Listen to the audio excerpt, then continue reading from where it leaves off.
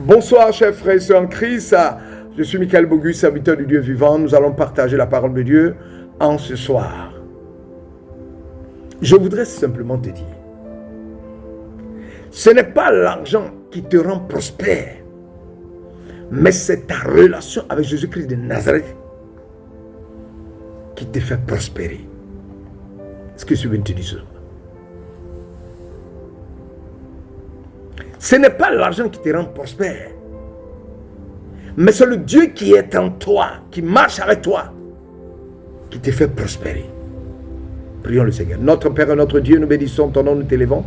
Nous proclamons ton règne, nous célébrons ta victoire, nous invoquons la puissance de ton règne. Viens, prends le contrôle de cette prêche, éternel mon Dieu, permets-nous d'avancer, afin que chaque frère et sœur en Christ comprenne que ce n'est pas l'environnement qui détermine les bénédictions et les grâces de Dieu, mais c'est la présence de Dieu en lui qui l'amène à avancer, qui peut être dans le désert. Mais Dieu se manifestera, parce que Dieu, il ne tient pas compte des circonstances. Il agit depuis là-haut, et cela descend dans la vie d'un enfant de Dieu, se manifeste au nom puissant de Jésus. Édifie-moi, édifie les frères dans le nom de Jésus. Voilà. Je voudrais te dire en ce jour que ce n'est pas l'argent qui te rend prospère, mais c'est ta relation avec Jésus-Christ de Nazareth. La présence de Jésus en toi, la présence du Saint-Esprit, la présence de l'Éternel des armées qui te fait prospérer. C'est le Dieu qui est avec lui qui te fait prospérer. Ouais. C'est le Dieu, ce Dieu est avec toi. C'est le Dieu qui est avec toi. Dieu est avec lui. L'expression Dieu est avec lui. L'expression Dieu est avec lui dans la Bible est une affirmation de la présence du soutien divin, souvent accordé à ceux qui sont choisis par Dieu pour une mission ou qui vivent en conformité avec la volonté de Dieu, c'est-à-dire avec son écriture, c'est-à-dire qui mettent en application la parole de Dieu. L'expression Dieu est avec lui, cette expression souligne la protection, la puissance et la faveur de Dieu à l'égard d'une personne, d'un enfant de Dieu. Ce n'est pas, je voulais te dire aujourd'hui, ce n'est pas le nombre d'immeubles que tu as qui te rend prospère. Ce n'est pas le nombre de voitures que tu possèdes qui te rend prospère. Ce n'est pas l'argent qui a rempli ton compte bancaire qui te fait prospérer. Non. Ce n'est pas l'immense fortune que tu as qui te rend prospère. Mais c'est ta relation avec Jésus-Christ qui te rend prospère. C'est ta relation avec Jésus-Christ de Nazareth qui te rendra prospère. Ne crois pas que l'argent te rendra prospère. C'est ta relation avec Jésus-Christ de Nazareth qui te rendra prospère. C'est ça seulement qui te rendra prospère, je te le dis. Ce n'est pas ta fortune qui te rendra prospère. Genèse chapitre 39, verset 2 à 3 déclare: L'Éternel fut avec Joseph et il prospéra. Il devint un homme fortuné. Il était dans la maison de son maître, l'Égyptien. Son maître vit que l'Éternel était avec lui et que l'Éternel faisait prospérer entre ses mains tout ce qu'il entreprenait. Joseph n'avait pas de milliards sur lui, mais la prospérité de l'Éternel l'habitait, à tel point que tout ce qui touchait à ses mains commençait à prospérer. À tel point que son patron va dire: non, celui-là, j'ai besoin de lui, parce que tout ce qui touche prospère. Je voulais te dire, marche à l'Éternel des armées, que Dieu soit avec toi, afin que tout ce que tu touches prospère. C'est ça. Ce n'est pas les milliards qui sont dans le compte qui vont te faire prospérer. Ce n'est pas ta force personnelle qui va te faire prospérer. C'est la manifestation de la présence de Dieu en toi. C'est le Dieu vivant et vrai, le Tout-Puissant qui marche avec toi, qui va rendre ta vie prospère. La Bible parle dans le 3e chapitre de Genèse de Joseph. Et il dit que le Seigneur était avec Joseph. Et Joseph, comme s'il... Le Seigneur était à lui. Et même le fait que Joseph, s'il était un esclave, il était un homme prospère. Malgré que Joseph soit un esclave, il était un homme prospère. Il n'y avait rien qui pouvait arrêter sa prospérité. Vous le mettez en prison, il prospère en prison. De la prison, il devient le 2e homme le plus puissant de toute l'Égypte, parce que le Seigneur était avec lui. Cherche Dieu afin qu'il soit avec toi, pour que lorsque tu touches quelque chose, ça prospère. Lorsque tu avances, la prospérité te poursuive, la prospérité te suive. Ce n'est pas ta force personnelle qui fera de toi un grand homme. C'est la puissance de Dieu qui est en toi, qui va déplacer les montagnes pour ta faveur et te permettre d'entrer dans ta prospérité, dans tes bénédictions. avec nous, Jésus nous dit qu'il est avec nous jusqu'à la fin du monde. Ces versets soulignent la présence constante de Dieu, que ce soit de manière physique, que ce soit de manière spirituelle ou par l'intermédiaire de son Saint-Esprit.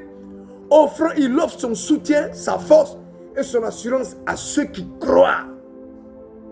La source ultime des bénédictions est Dieu et non les situations dans lesquelles on se trouve. Je reprends. La source ultime des bénédictions et des grâces, c'est Dieu qui est avec nous et non les situations dans lesquelles nous nous trouvons. Même si tu es dans le désert, ce n'est pas le désert qui détermine ta bénédiction, mais c'est le Dieu Tout-Puissant qui transcende le désert, qui domine le ciel et la terre, qui est au contrôle de ta destinée.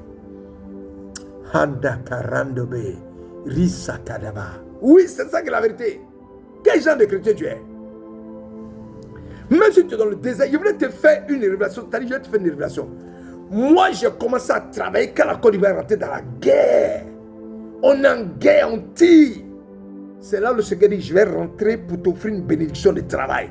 En pleine guerre, c'est là où il y a eu travail. En temps normal, en temps normal, qui peut croire qu'en pleine guerre, tu auras un travail? Mais l'Éternel s'est manifesté. C'est là que j'ai compris que même si je suis dans le désert, ce n'est pas le désert qui détermine ma bénédiction, mais c'est Dieu. Le Tout-Puissant, lui, il transcende le désert. Il domine le ciel et la terre. Il est le maître de tout. Tout est entre ses mains. Il contrôle ma destinée, il contrôle l'humanité. La terre est entre ses mains. Les êtres humains sont entre ses mains. Les milliardaires, les puissants. Tout est entre ses mains. Tout fléchit et proclame gloire à Jésus-Christ de Nazareth. Car tout a été créé pour lui, par lui, en lui. Oh, manda karande brekedebe. Non, les chrétiens, on ne sait même pas qui nous sommes. Quand tu sais qui tu es là, tu sais que tu es puissant, que tu marches à un Dieu puissant, tu n'as aucune crainte. Les événements passent, mais tu es serein. Parce que tu sais en quel Dieu tu as cru. Je voudrais te dire, ta prospérité ne vient pas de ta force. Ta prospérité n'est pas déterminée par l'endroit où tu te trouves. Ta prospérité est déterminée par ta marche avec le Seigneur. C'est Dieu qui te rend prospère. Ce n'est pas tes milliards. Ce n'est pas tes voitures. Ce n'est pas ton argent. Ce n'est pas ça. Ce n'est pas quand tu deviens un grand pasteur, tu vas remplir les églises, tu vas gagner beaucoup d'argent. C'est ça que tu vas dire que je suis arrivé. Non. C'est la présence de Dieu qui est ta richesse et non l'argent. L'argent, ça passera. L'argent, ça passera. Il faut que tu le saches. Marche dans les voies du Seigneur. Ce n'est pas l'argent qui te rend prospère, mais c'est ta relation avec Jésus-Christ de Nazareth, avec le Dieu éternel, son Saint-Esprit, qui te fait prospérer. C'est ce que je viens de te dire ce soir. Crois et tu verras. Ne cherche pas d'abord l'argent en tant qu'homme de Dieu. Ce n'est pas ça la priorité. Cherche le Saint-Esprit, cherche une intimité à Dieu, cherche à marcher à l'Éternel, cherche à faire la volonté de Dieu. Va, comme la grande commission que Christ a donnée, va et continue le travail de la grande commission. Et puis les autres choses viendront. L'Éternel des armées va te bénir, les richesses vont te poursuivre. Mais quand je te regarde, la priorité des priorités chez toi, c'est ce que tu vas devenir. Comment tu vas devenir riche? Tu vas ressembler à beaucoup de pasteurs que tu vois qui roulent dans les grosses voitures, tu vois qui sont friqués. C'est ce que tu veux faire. Non. Prêche l'évangile. L'évangile vrai. À nom de Jésus-Christ de Nazareth.